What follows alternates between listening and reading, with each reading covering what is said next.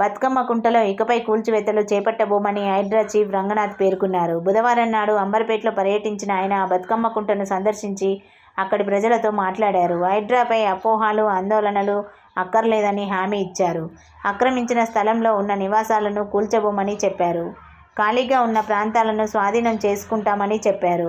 స్థానికులతో బతుకమ్మ కుంట పునరుద్ధరణపై ఆయన చర్చించారు. 1962 నాటి రికార్డుల ప్రకారం బతుకమ్మ కుంట 16.13 ఎకరాల విస్తీర్ణంలో ఉండేదని, కాలక్రమంలో ఆక్రమణలకు గురై ప్రస్తుతం 5.15 ఎకరాలు మిగిలిందని చెప్పారు.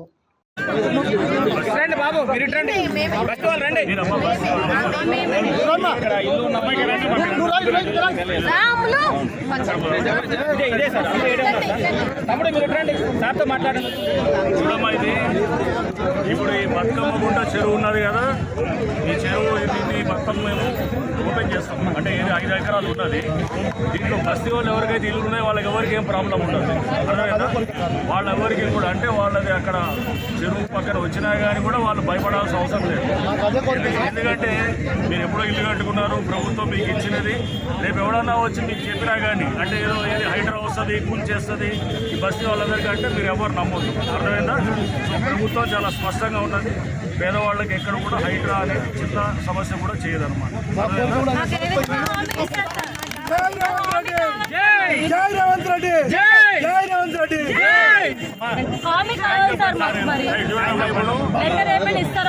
ఈ చెరువు కూడా దీన్ని ఇప్పుడు దాదాపు 5 ఎకరాలు ఉన్నది. అది ఆక్రమణలో అంటే దాన్ని ఏం చేస్తారు, మొత్తం నింపేసి దాన్ని మొత్తము మట్టితోటి లేకపోతే దీంతో మొత్తం చేయడం వల్ల ఇప్పుడు చుట్టుపక్కల అంతా కూడా బస్సులన్నీ నిండుతుంటాయి. వర్షం వస్తే అందరికి వస్తాయి.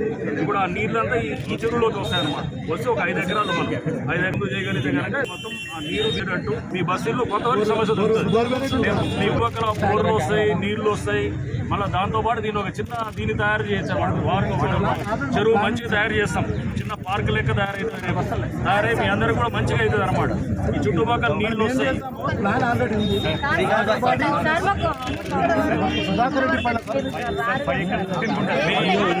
అంతేనమ్మా, అంతవరకే. మీ ఇల్లు టచ్ కూడా చేయరు, నీళ్ళు ఎక్కడ కూడా టచ్ చేయరు. ఆ చెరువు వరకు 5 ఎకరాలు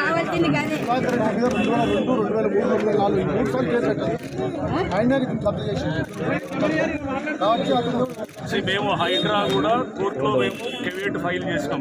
మేము ఫైల్ చేసి రేపు ఏది కూడా హైకోర్టులో కూడా చూసాం. పేపర్లన్నీ కూడా చూసాం.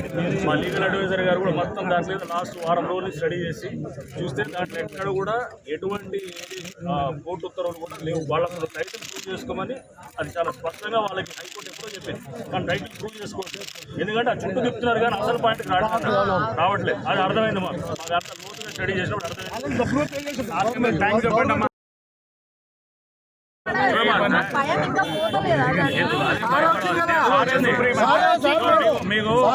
మీకు ఇట్లా అందుకోసం భయపెడతారు, లేనిది ఉన్నది లేని కల్పిస్తారు కాబట్టి మీకు అందుకు మేము వచ్చి చెప్తున్నది. ఇప్పుడు రావడానికి కారణమే అది.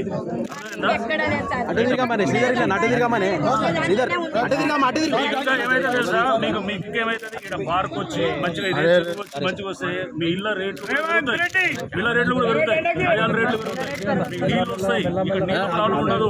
వర్షం వస్తే కనుక మొత్తం వచ్చేటట్టు నీళ్ళు చెరువులో పోతాయి.